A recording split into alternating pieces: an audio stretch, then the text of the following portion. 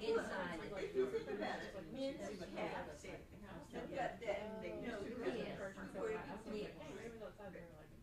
he a Dalmatian? No, he was he's purebred. So he came from France. They used it for they were like a big family. they were they just There's the first time I watched them. Everyone was watching. He just kind of overstanding. What happened to our leaders? And so They just ran she away. Did you know didn't they say she was in charge? she's got two in her, so they're older. Oh, they returned. So it was kids. I mean, Just for chicken, the and she said she ran it when they're hated right in front of her, so they're it's a moment. So as soon as she cracked, just one day, like you're gonna rubbed it in. And so it was funny. Betty's been running for the whole 3 weeks. So Betty's ready for it. I mean, this is night. They may have to go to church, so everyone. That was the problem I had with my kids. This was the place I always lost them. Because they never stepped on my side here. You're live. Yeah, I know. I already started it.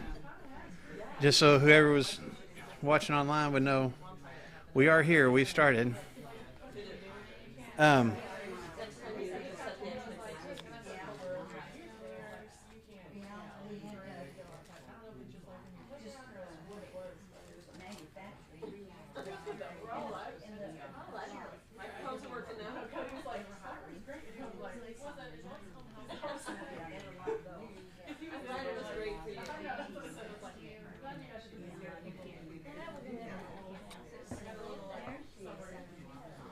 Okay, we need to get started.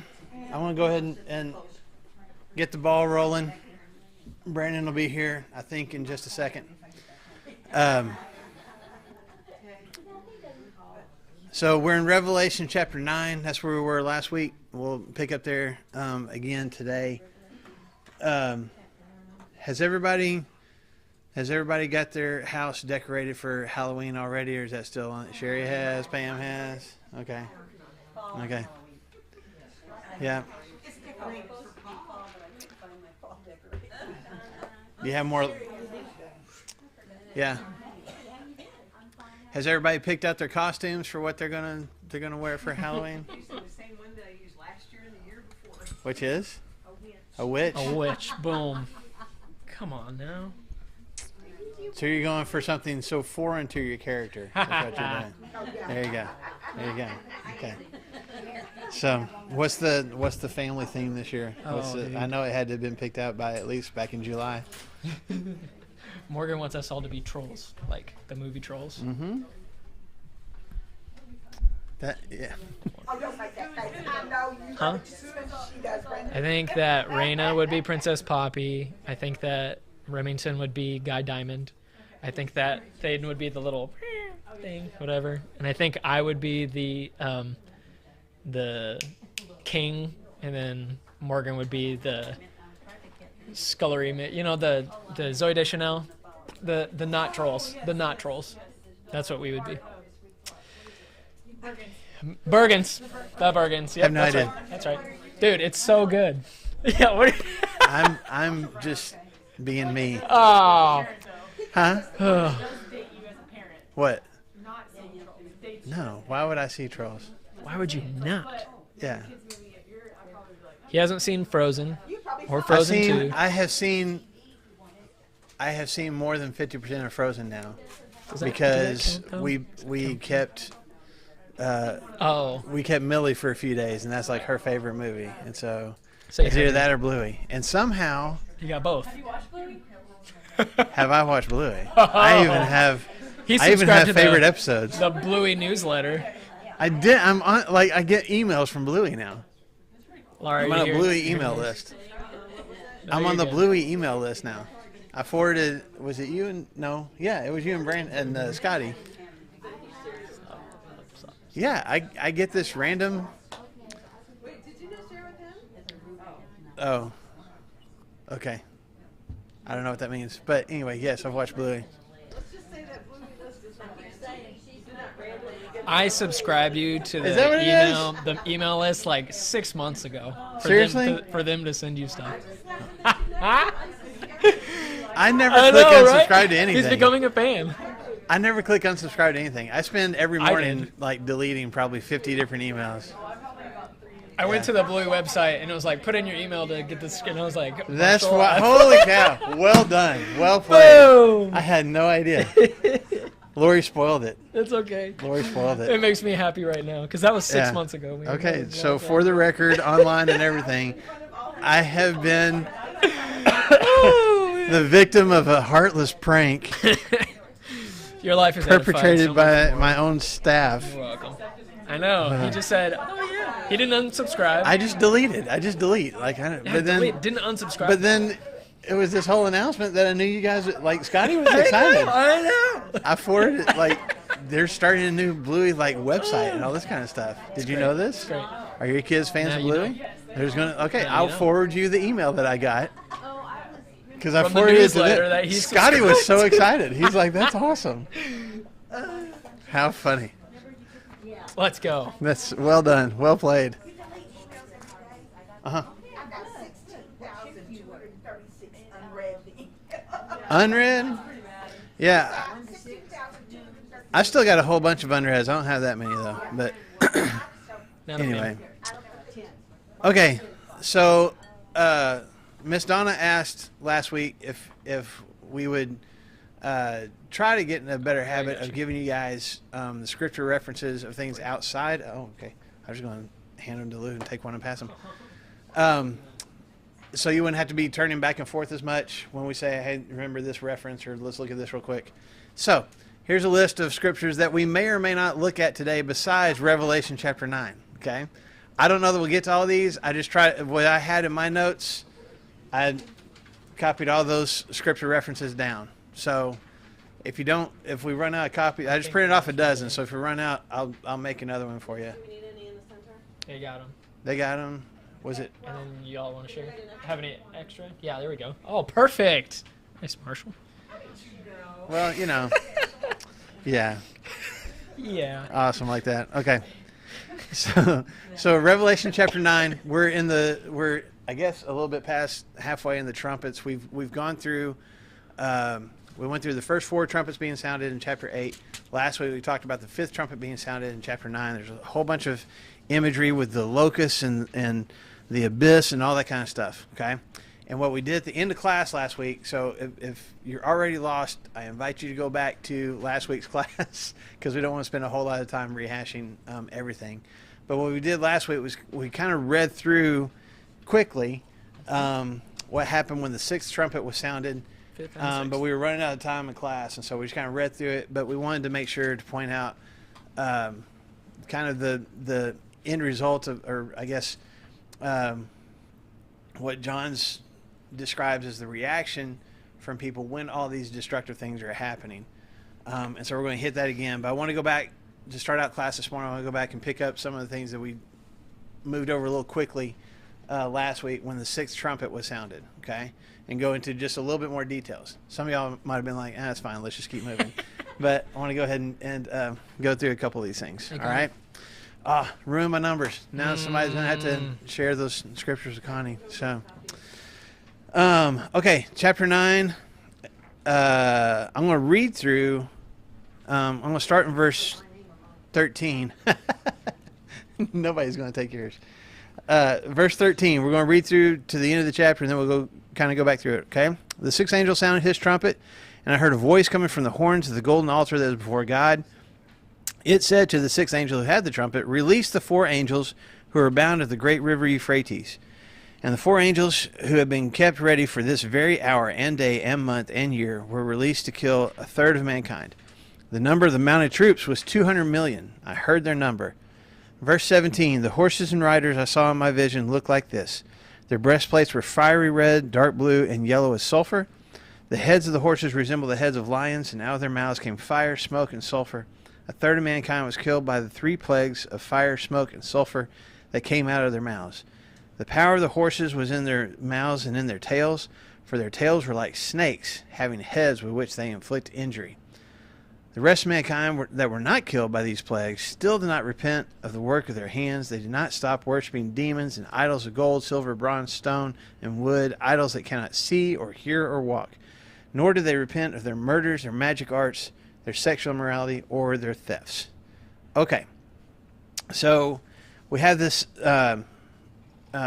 sixth angel that sounds his trumpet, and then there's a voice that comes from where? From the horns of what? Okay. Okay, so we got this altar before God. Have we seen this altar already? Yes. Yes, we have. Okay. And I don't think I included Yes, that somewhere in the scriptures that I gave you guys. But it's in chapter, I think the first time it's chapter 5, is that right? Yep. When the fourth seal, or the fifth seal is broken. When it had that scroll and had the different seals on it, the fifth seal is broken, and he sees, John sees the altar. And what's at the base of the altar? Or I guess I should say, who is at the base of the altar? You can look back at chapter 6, or is it 6 or 5? It's chapter 6, verse 9. Chapter 6, I'm sorry.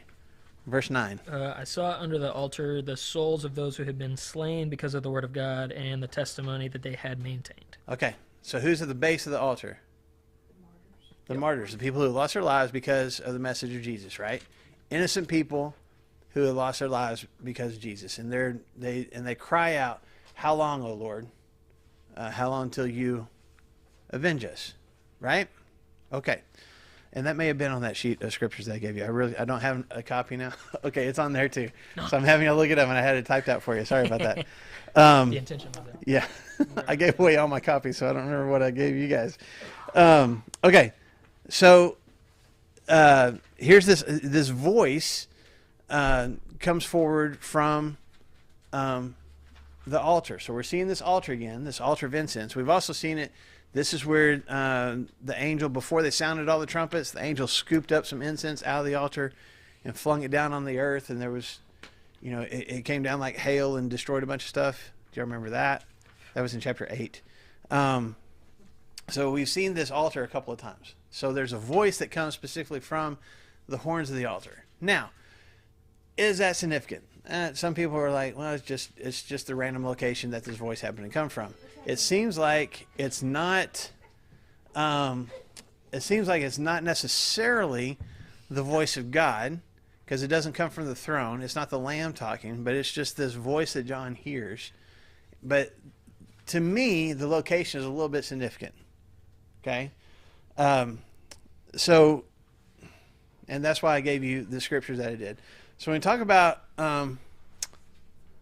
horns of the altar, this altar, if it's an altar of incense, is similar to, or would have been similar to, the altar of incense that we read about in Exodus, which is on the sheet that I gave you guys.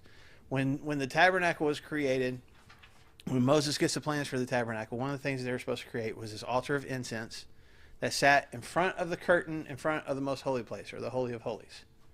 Does everybody remember us talking about this? We talked about it once already. Okay. So it had this incense and smoke that was creating not only this smoky presence, but also this aroma that was constantly in front of the presence of God. Once a year, the high priest would go into the most holy place, where the Ark of the Covenant was, to make an atonement for the people, right? They would sacrifice an animal, they'd take some of that blood, and he would go and sprinkle blood on the Ark of the Covenant, and it would be offering the blood of this animal as an atonement for the sins of the people. Thank you. Okay, but before he went into the Ark of the Covenant, what did he do first? That's what I gave you there in Exodus chapter 30. Next time I'll make more copies, so I don't have to turn myself. Exodus, no, it's fine. Exodus chapter 30. Look at verse 10. Once a year, Aaron shall make, and Aaron was the first high priest, Aaron shall make atonement on its horns. This altar of incense, this rectangular box, had these horns on all four corners.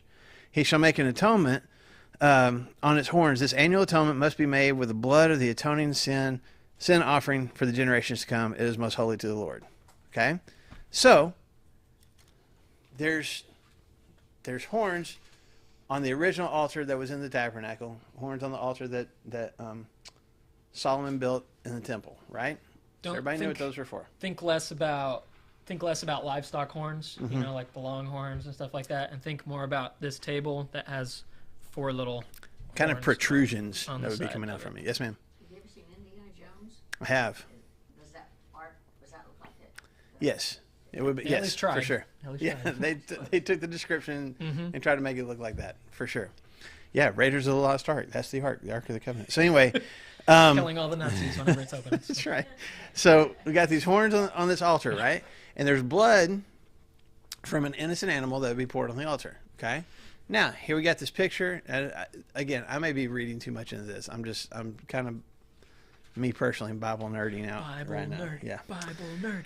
So you got this innocent blood that's on the horns of the altar to make atonement for the people. But it's not the only time in Scripture that innocent... Well, let me back up. We got at the base of the altar, we've already determined, is who? Who's at the bottom of this altar in heaven? The martyrs. Innocent people whose blood has been shed because of their message, right? And then there's a voice here in chapter 9 coming from the horns of the altar. Okay. So, we have another example of blood calling out to God. Does anybody know who that was? Starts with a A, ends in bull. Abel, very good. Okay. If you don't know the story of Cain and Abel, it's in Genesis chapter 4. They're the sons of Adam and Eve. Cain offers a sacrifice. God doesn't like it. Abel offers a sacrifice. God likes it. Cain's jealous of Abel and is so jealous that he ends up killing him, but then pretending that he didn't. And God confronts him, and this is on those scriptures that I gave you in Genesis chapter 4. He says specifically, when he confronts Cain, he says, "Where's your brother?" And Cain's like, "I don't know. I'm my brother's keeper. Am I in charge of him?" Typical brother response when he's in trouble. And God specifically says to him, "Your brother's blood is calling out to me." Okay? Innocent person killed, blood calls out to God. Right? And you see that referenced a few times in the New Testament.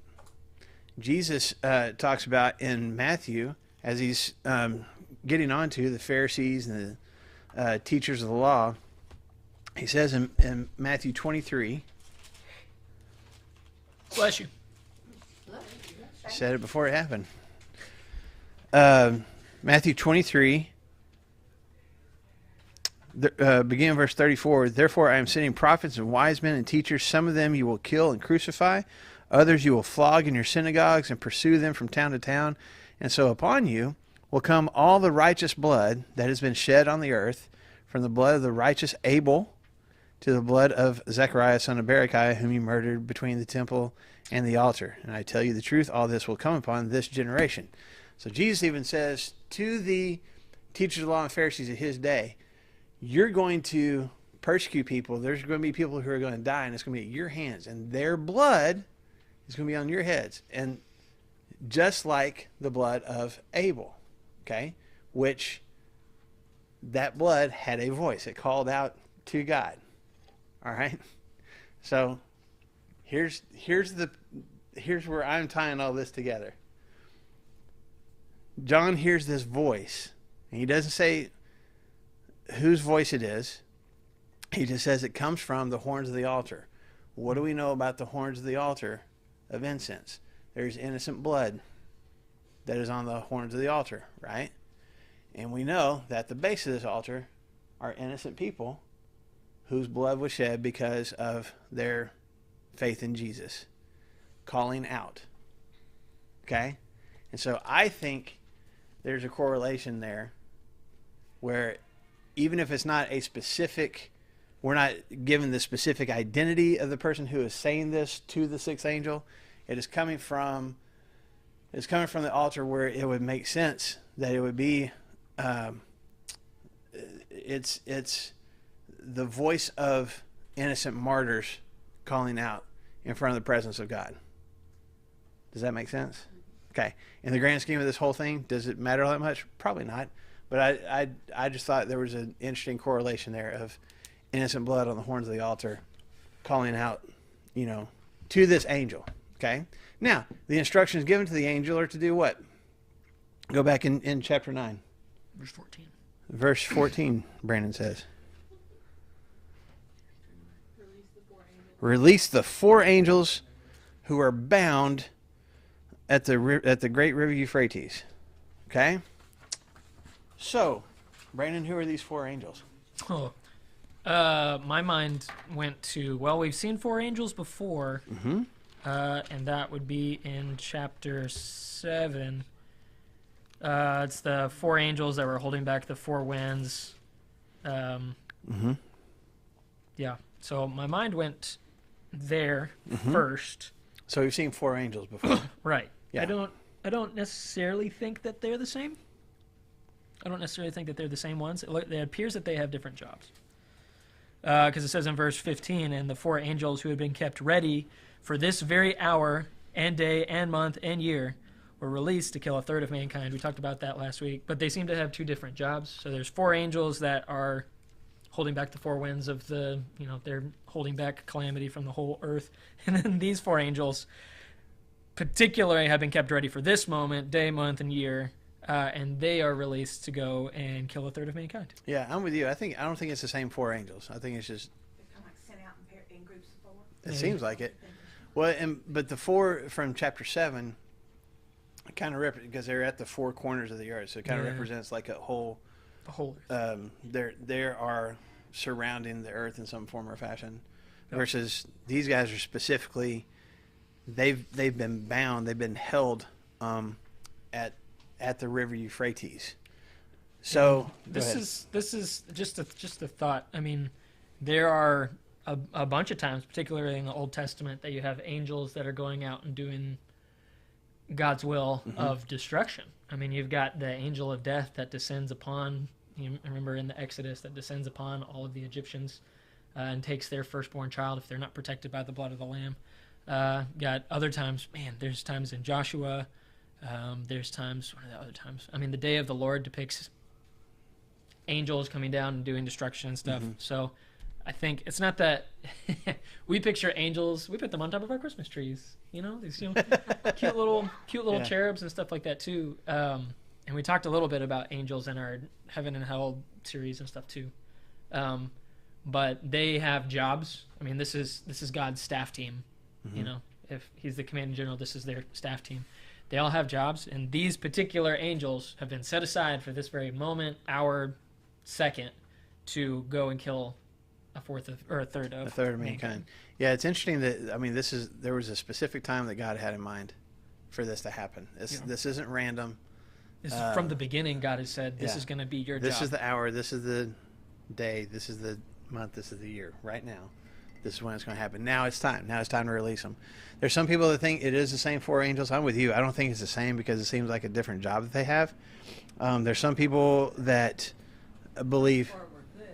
I mean, doing good, holding the winds back. Right. Right. Well, it's at least they're. They sort of, Yeah, it's we got to be careful about labeling them as good and bad, because ultimately they're doing what God wants done. Right. So even if it's a destructive thing, it's something that God is allowing to happen.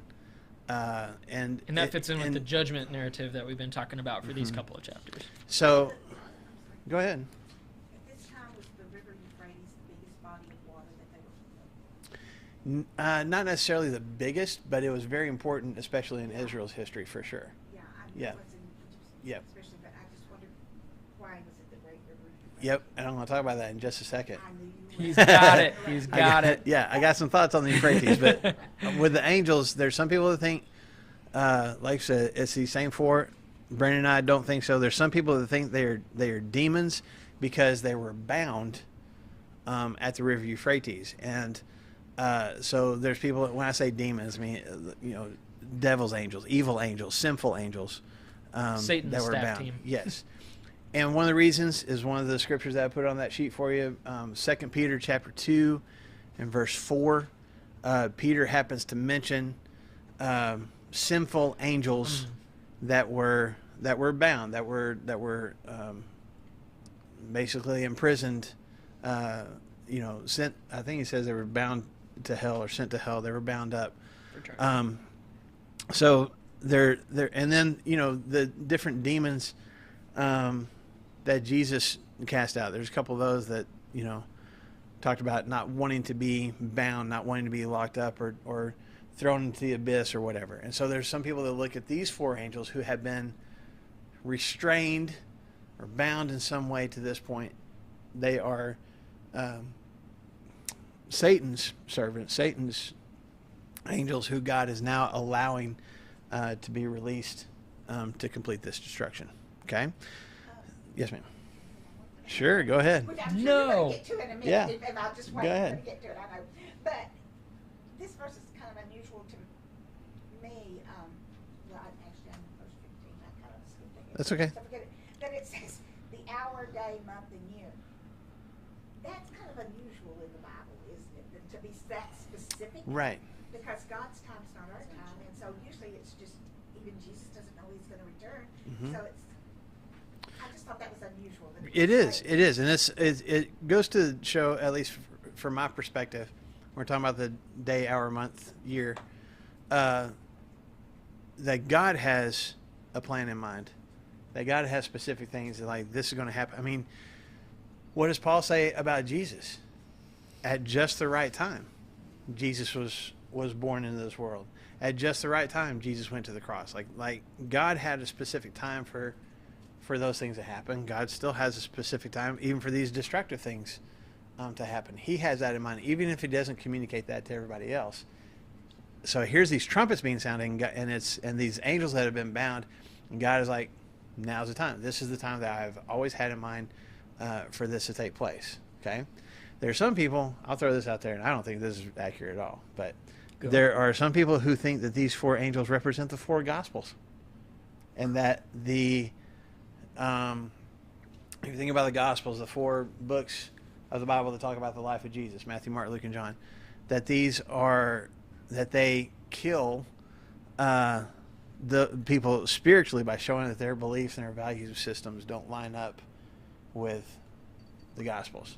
I don't think it's that either, but I don't know. Anyway, some people think that it's farther than a reach. What's yeah. farther than that? There are a lot of people that think this is literal, that there will be, this sweeping destruction that comes from the area of modern day Iraq and just sweeps forward and destroys, a third of mankind and we'll get into this, I guess, with the horses a little bit, but with armies and tanks and helicopters and all that kind of stuff. Yes, ma'am. I'll admit I have trouble knowing when they're talking about a literal number of something Mm-hmm. or not. Mm-hmm. I mean, the 6th angel you're Yep. talking about one. Yeah. The 4 angels you're talking about 4. Yeah. You talk about a third of mankind being destroyed. That's not literal. Right. 200 million Yeah. cavalry. Yeah. You would assume is not literal. You would assume. But there's 7 angels, which is true, but they just represent all of the angels, like, Mm-hmm. Because and yeah. and their number is It's- 666, but it's You're not right. really. It's hard. We kind of bounce back and forth, Yes. for sure. And even with the number 7, the number 4, Yeah, man.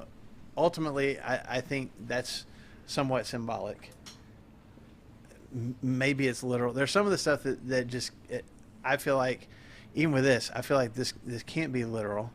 And I'll talk about the 200 million here in just a second. But I think we kind of just got to figure it out for ourselves. Are there actually 7 angels, or that I don't And know. You know, it doesn't take 200 million to destroy a third of the people on earth. Right. There couldn't have been that many. Well, God could just Back then, for sure. and God could Yeah. just do it. Yeah. Why do you need Right. 200 million? No, to your point, when the Persian Empire was moving east and Xerxes was going to fight against the Greeks, okay? That's a historical thing. The largest army that the world had known at that time, Xerxes had, and it had about 2 million in it. So you're talking this is about, this is definitely more. This is 100 times that.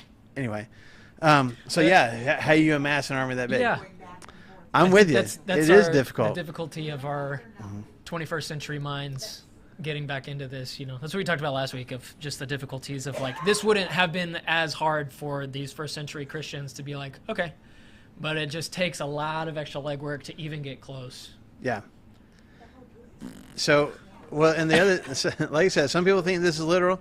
Some people think that this is, when I've mentioned before that, the thought that Revelation is describing events leading up to the very near, if you go to the early date of this writing, the destruction of Jerusalem, that this is talking about the armies, the Roman armies that will sweep in, which they did come from the northern direction. They hit Galilee first and worked further south into Judea. So, for whatever that's worth, but that it's describing the Roman armies coming in to destroy, Judea and Jerusalem.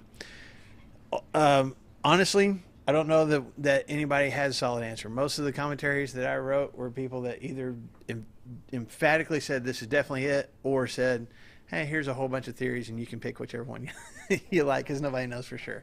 And that's what I'm kind of going with. I think it's just more of this destruction. We've had one woe. Do y'all remember that in verse 12? Like, that was the first woe. Here comes the second woe.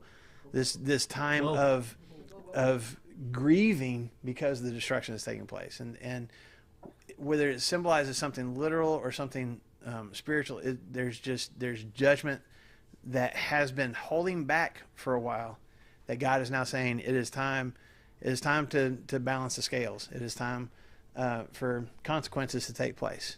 It's supposed to wake you up. Mm-hmm. So I want to move a little bit faster. I do want to note. I'm sorry. I'm about to. I do want to note. I do want to note that the Bible never specifically says that these 4 angels are evil.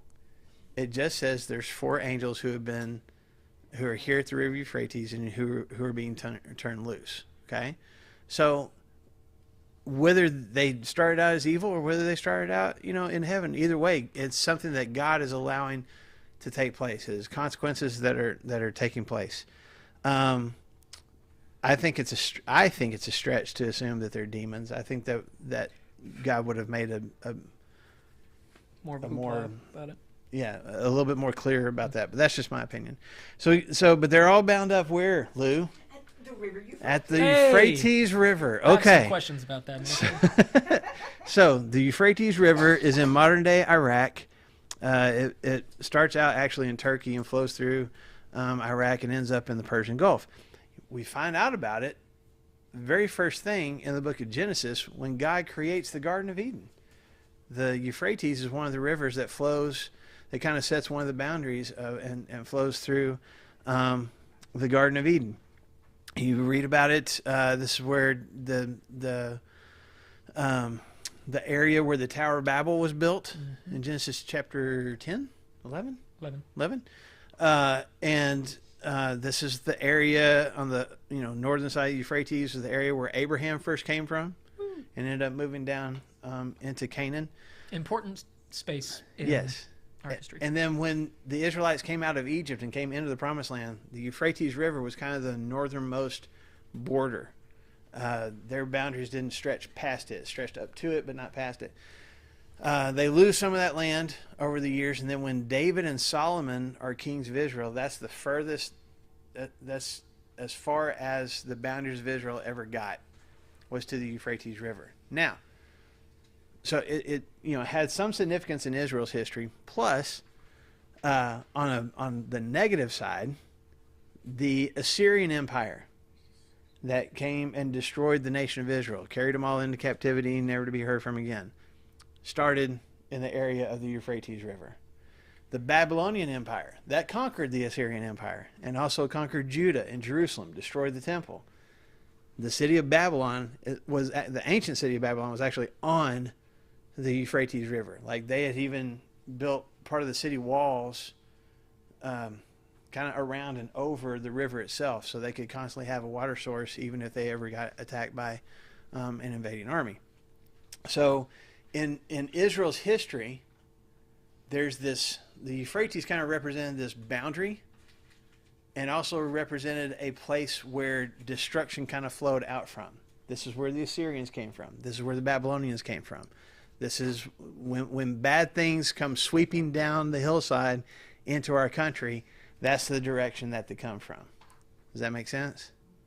So I think, Lou, to answer your question, I think that's what is being represented here to these Christians, definitely the ones who come from the Jewish background, but also some of these other folks that would just recognize these angels that are about to unleash this destruction and kill a third of mankind.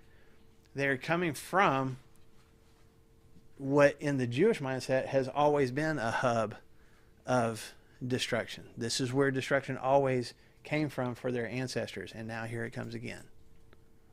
Does that make sense? Does that make sense to you? Okay. So, I mean, if you wanted to, if you want to make this connection, I'm going to make this connection. Do it. You can make it with me or not. The Garden of Eden, right? Euphrates River flowed into the Garden of Eden. The Garden of Eden was a place of perfection, but it was also the birthplace of what? Sin. Rebellion against God. Started there when Adam and Eve ate that fruit that they weren't supposed to eat. Okay? So here we are, Genesis, around the area of the Euphrates River, is where sin and basically destruction and death begin. Mm-hmm. And here we are again, God unleashing from the place of rebellion against God, God is unleashing destruction from there. Just a small kind of side connection to make. Okay? Anything you want to throw in there? Or just keep going? Good. Okay. So then we get to verse 16. So verse 15, we've got these 4 angels. They've been kept ready for this time. And then verse 16, what do we have? Okay, mounted troops, the cavalry, right? They're on horses. And the number of them that John hears, he doesn't sit there and count them. He hears the number, which is what? Okay, some of your translations have the number 200 million. Some of them say... Twice 10,000 times 10,000. Twice 10,000 times 10,000, which is 200 million. Okay, so whichever way that you want to say it, it's the same number. Now, my question, I asked Brandon this morning, like as I'm reading through this and studying, we got these 4 angels, Euphrates, all that stuff. Where'd these guys come from? Where'd these horses come from? Like I thought there were 4 angels, and then we're going to release them to destroy a third of mankind. I would think it would be the 4 angels doing the work, but it's not. It's these horsemen. So I don't know. Either they have control over the cavalry and the horses, or maybe they're leading them out. I don't know for sure. All of a sudden, John just randomly says, sees this cavalry of soldiers and horses come riding out. So I was telling Brandon, I'm like, sometimes, I mean, think about this is visions that John's getting. I mean, think about sometimes your own dreams. Like there's something that just pops up. I'm like, wow, where did that has nothing to do with what I was just dreaming about. And just, I don't know if that's what's happening here, or if maybe these horses were here the whole time and we just hadn't seen them because we've only been looking at the angels. I don't know. Anyway, there's 200 million of them. Now, to go back to what Phyllis was talking about a minute ago, I don't think this is the literal number of horse soldiers that are riding out to destroy a third of mankind. Simply because of just the math of it. I came across one resource, I didn't do this myself. If you had 200 million cavalry, that would be like if you just sent them out kind of marching out together, that would stretch, it would be 1 mile wide and 85 miles deep if they just came marching out together. Okay? There's just no way. There's no way that could be literal. Right. That'd take up a lot of space. I don't think there's that much space around the river Euphrates. It just doesn't. That doesn't seem to make sense. If you were on top of the tallest building ever, and be like, number one, I'm not counting. Number two, I'm like, oh, that's a big deal. More than wow, look at this, lined out, coming through the impossibilities of it. Yeah. I mean, I've seen, like, I got to go to Gettysburg during spring break.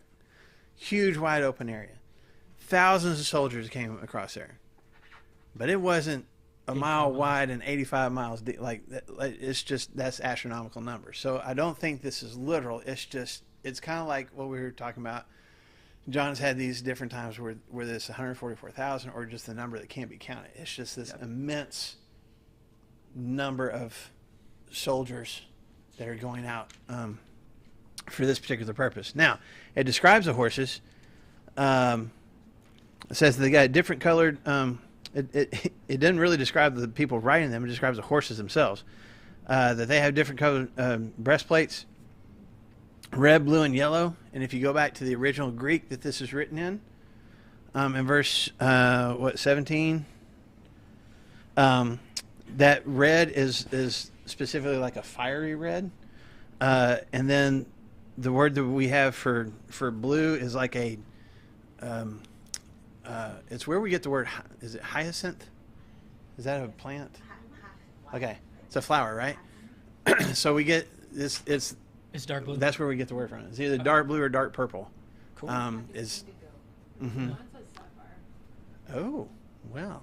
Freaking ESV, That's different. Man. All right. Okay. And then the word that, I don't know if y'all's has yellow like sulfur is what mine has. I can see but that. that word is the word for brimstone. So when you see even Jesus is talking sometimes about using the word brimstone. When you see the word brimstone in the New Testament, the same word here.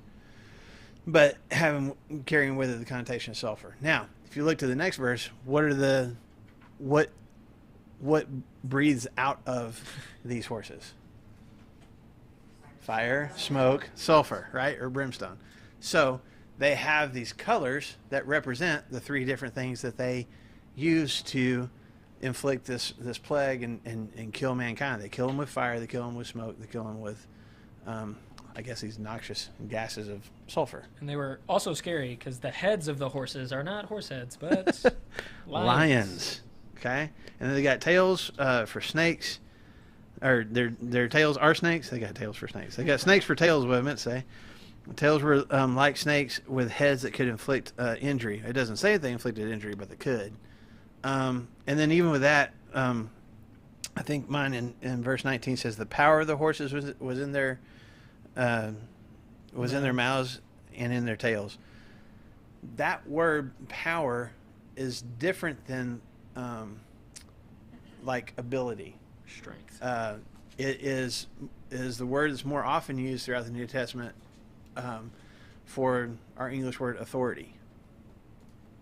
So I guess in a way, a lion would represent, we call it the king of the jungle, right? It has kind of that authoritative kind of presence to it. And these snake tails and lion heads on these horses give them not just the ability to inflict this plague, but the authority to do so.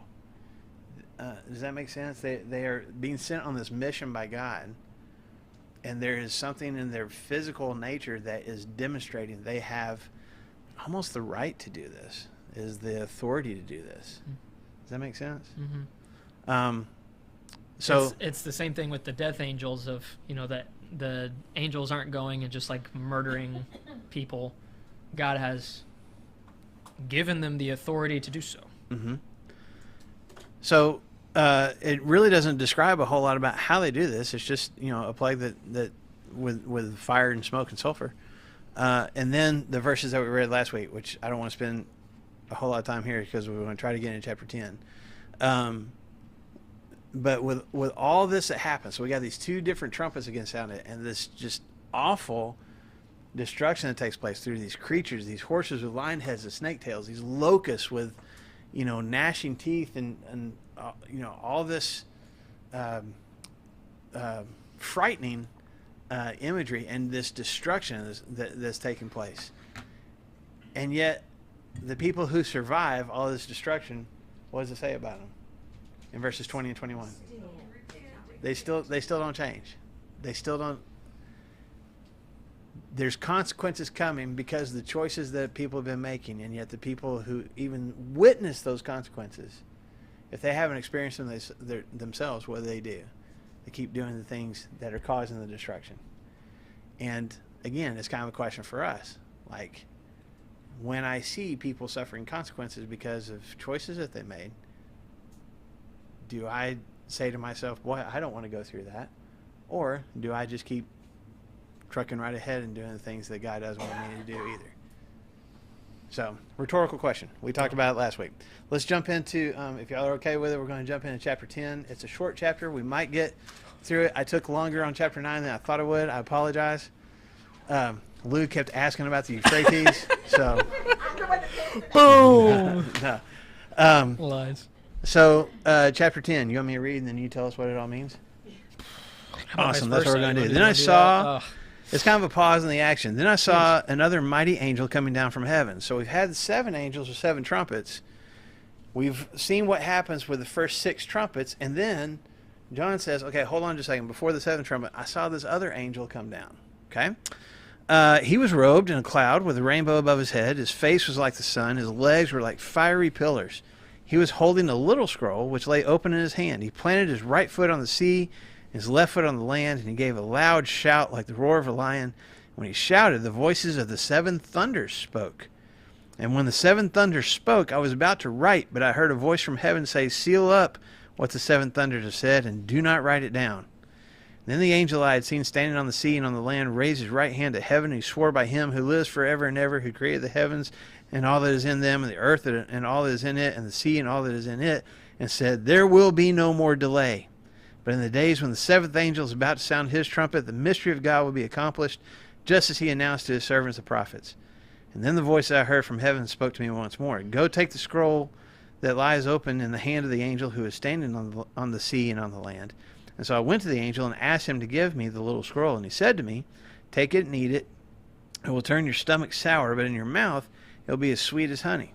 I took the little scroll from the angel's hand and ate it, and it tasted as sweet as honey in my mouth, but when I had eaten it, my stomach turned sour. And then I was told, you must prophesy again about many peoples, nations, languages, and kings. So, Brandon, tell us what all that means. I've done a lot of talking today. It is, as weird as this is, this, at least chapter for me, and half of chapter 11 is a little breath of fresh air because we take a pause from destruction. Yeah. Because we've been in destruction for the past 3 weeks. Yes. Plus. It's been bad. As we're looking through all this. And so that's kind of hard. So what chapter 10 and the first half of chapter 11 are supposed to do, supposed to be this interlude. Remember with the seals, there was a break in the action between the 6th seal being opened and the 7th seal, which was this breath. You pause for a moment of silence for half an hour. Half an hour, right? So there's this pause, there's this moment to let's ingest what just happened and see. So there's this story, and I can see it in my head and picture it all there. But there's this angel that comes down, and he stands on the land and on the sea, and he opens up his hand, and he's got a scroll, and he says some things about what's happening and what God is doing, and then he commands John, hey, do you see, or God commands John, hey, walk up to this angel, take this little scroll, eat it, and then he eats it. Man, there's some just weird stuff that's happening in here. But so just like Marshall said, starting in verse 1 right there, then I saw another mighty angel coming down from heaven. So another mighty angel, I mean, we've already seen, several angels, especially in chapters 8 and 9, these angels that are blowing the trumpets and stuff, but there's, other mighty angels or strong angels that we've talked about. One in chapter 5, verse 2, talking about Jesus, not as that, but talking about the scroll and the lamb. It says, and I saw, this is from chapter 5, verse 2, and I saw a mighty angel proclaiming in a loud voice, who is worthy to break the seals and to open up the scroll? We'd heard all of that before, but this is another mighty angel. And then later in chapter 18, verse 21, we hear about this another mighty / strong angel. So there's just angels. Remember, John is caught up in the heavenly places, and that's where the angels dwell, is in these heavenly places. God is there, his heavenly staff team, the angels are all there. So therefore, if John is up in those places, more than likely the people he's going to meet, but there's almost talk about, going to be angels. A hierarchy of angels, which I don't want to go too far down this path today, but there's, there's angels and there's mighty angels. Ooh. So And then there's archangels. Yeah. And then there's, they all have their, think about their roles. The commander and commanding officers and those kinds of things. Mm-hmm. This angel, is very powerful because he reflects the characters of Jesus. This angel is really powerful because he reflects the characters of Jesus. And we see this, and God, but you see this right here, the second part of verse 1. This particular angel that came down from heaven was robed in a cloud, or wrapped in a cloud, is what I have, with a rainbow above his head, and his face was like the sun, and his legs were like fiery pillars. Okay? Couple things that I want to capitalize right here on these things. He's surrounded by a rainbow. Have we seen that image before in Revelation? Mm-hmm. Whenever we're talking about God and his throne, one of the first things that we talked about was he was surrounded by a rainbow, which points us back to what incredible story back in Genesis? Noah and the flood. Noah, there we go. Mm-hmm. Noah and the flood, and that particular rainbow, we've talked about this a little bit, that particular rainbow symbolized the covenant that God has made with his people. Never again will I flood the earth in the way that I have. It's going to be different. So rainbow, I think that you can make some allusions for, there's this reminder of a covenant of God, between God and his people. There's this relationship that we have that is both bound up in law of I expect this from you and you expect this from me, and love. I'm going to love you despite the fact that you can't fulfill your end of the deal. I'm going to love you in spite of that. So the thing that's around this guy is a rainbow. That's right there. So I think that we're supposed to bring covenant to mind. And there's some other reflections of Jesus and God. He's wrapped in a cloud, and his legs are like fiery pillars. Have we seen those images before in the Bible? This is at this point in Revelation, it's like, yes, I guess we have. I just don't know. It's when God led his people We're in through the chapter 10. wilderness. We're in chapter 10. We're in Revelation chapter 10. Yeah, sorry. Pillar of cloud, pillar of fire. That would be, we've been talking about the Exodus. Remember, after the 10 plagues, and God parts the Red Sea, and, well, I guess even before that, God leads his people out of Egypt and leads his people in the wilderness by day by a pillar of cloud, and by night by a pillar of fire. And so there's one guy that I was reading that was talking about this of like, well, so we could take it to where this angel is leading his people somewhere. This angel is trying to remind us, okay, remember, I'm leading you somewhere good. And if we're talking about the people that have the seal of God, the people that are going to not suffer the wrath of this giant army and all these bad destructing things, we've got this angel that has those things, and so he's leading us somewhere. It represents God's presence in the wilderness after the Exodus. So we can ask the question, is this angel going to lead God's people to him? And then the last thing, too, he's robed in a cloud, rainbow above his head, face is like the sun. This is back to a description that they talked about Jesus in chapter 3 or chapter 4. Maybe it's chapter 5. I think it's chapter 4. Yeah. I think. His face is shining like the sun. His legs are like fiery pillars. So all these things, and it says that in verse 3. Let's read. And he gave a loud shout like the roar of a lion. These are all reflections of Jesus. Some people have tried to say, Jesus. I think you can make an argument for, well, this isn't a mighty angel. All those things that you're talking about God, or you're talking about Jesus. And I could kind of get behind that. Where I would struggle saying, hey, this is Jesus, is the fact that he says in verse 1 right here, this is another mighty angel coming down from heaven. And there's other times in Scripture that talk about a mighty angel in chapter 5, verse 2, and then in chapter 18, verse 21, we'll get there eventually. But so this depiction of an angel, also in chapter 1, we're finding out that John is getting a lot of this information from an angel, or he's being shown these things from an angel. I just don't think that there's enough evidence for us to say that it is Jesus or God. It's like if it were Jesus, it's say, and then the Son of Man. Hail. Yeah. I mean, Well- it wouldn't say a mighty angel. It would describe who Right. He's Right. already described Jesus as a lamb. Yeah. He's already had descriptions that said this is, Jesus. So I feel like he would have said it. And then whenever Jesus comes and has all these things, and he takes the scroll, remember this is in chapter 5, it's in chapter 5, all of creation is bowing down and saying, man, you are worthy to open up. We don't have any of that fanfare. We don't have any of that glory. And so that's why I think this angel is a reflection. So one thing before we get to the little scroll and stuff, and then we almost might have to be done. Yeah. I think it's important for us to realize if this angel, well, how mighty and powerful is this angel if all of these things are, we're looking at him. I mean, it's incredible. And later on we find out that he's huge. He's standing on the sea and on the land with his hands stretched out to the heavens and stuff. He's striking a power pose, strumming that last chord and like, yes.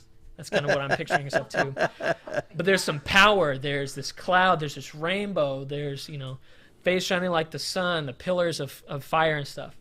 And what's crazy is that it's a reflection of, think about how the moon reflects the sun and how bright it can be whenever the full moon is out. And we can drive, you don't do it. You can drive without headlights because of how powerful, but it's just a reflection. I think for us, we need to take a moment and think, man, if that's just a reflection of what God is, take that and multiply it times infinity, and that's what the true glory of God really is. Mm-hmm. And I think for us, that needs to, I love these depictions because it recenters me to realize that God isn't just this thing that we can devote a moment to on Sundays and Wednesdays and Tuesday mornings. But just this great majesty that's like the sun and the moon that's reflecting those things. This angel is reflecting all those things of God. And we can just take a moment and be like, whoo, okay, that's what God is like times infinity. That's crazy. And so he's reflecting those things. Let's see how far we can get right here. And let's skip down because let's finish just talking about who this angel is. Skip down to verse 5 in chapter 10. The angel I had seen standing on the sea and on the land raised his right hand to heaven. Okay, and we're talking. I have it in my notes. Power stance. He's standing on the sea, he's standing on the land, and then he's got his hand stretched up to heaven. Okay, so we've got the three different spheres of, I guess, biblical creation. You've got the sea and everything that's in it, the land and everything that's in it, and the space and the heavens and everything that's in it. So he's trying to talking about the authority of all of mankind, all of creation, all the creatures and stuff. He's touching those spaces. But he also swears by it. And he swears by it too. All three of those things is what he swears by. He swears to the creator of the land, right, the sea, the heavens. Which totally makes sense because in verse 6 he says, and he swore by not those things. I'm not swearing by heaven. I'm not swearing by the land, which is powerful, or the sea, which is also powerful. But he swears by him who lives forever and ever, who created all that is in them, and on the earth that all that is in it, and the sea that is all that is in it. Just something that I think that we can kind of land on and finish our time with here before we talk about the scroll. Let me make sure that I've got it. So he's straddling the land and the sea with his hand stretching out. At first I thought, well, maybe he's just a normal-sized human angel or something, that he's just standing 1 foot in the ocean, 1 foot on the sand, on the beach. Just standing on the beach, and woo! I think there's a little bit more mightiness. I saw another mighty angel. I think there's a little bit more vastness and massiveness, and more than just this normal guy. In the Bible, whenever you put your foot on something, that means that you have power and authority over that thing. So if you could, let's go, and I think we can finish our time here in Psalm chapter 8, verse 6. This is not on the sheet that I gave you guys. Sorry. This is Brandon talking. Yeah. Psalm chapter 8, verse 6. This just kind of drives this point of authority a little bit more. Make sure that I'm there. I've got it. I wrote it down and then kept on looking for it. It says this: you have given him dominion over the works of your hands, and you have put all things under his feet. And he talks later in these verses about the fish and the birds, how he has authority over those things. Think, whenever you say, I've put my foot over somebody, I feel like there's a turn of phrase that we use in English that I can't put my finger on right now. But basically it's saying, like, I put my foot over you, or I put my thumb on you. I've got authority over these things. I've got the power to, make these things do as I say. I've got the authority. I know that, yeah, I'm going to put your foot down. I'm going to put my foot down over these things because I've got the authority in this house. Say again. Put your foot on his neck. Yes, put your foot on his neck. Mm-hmm. Yeah, I'm on the pulse of these. We can work this out. So all that I'm trying to say here is that this angel has some authority. He's mighty. He looks and reflects the character of God in Jesus, and he is stating his authority, that is God's authority, because he swears by those things too. Now, to him who has been forever and ever, who created everything on land and created all these things, so he's stating, hey, there's some big things that are about to happen right now. And so, What was the verse in the Psalms? in Psalm chapter 8, verse 6. Psalm chapter 8, verse 6.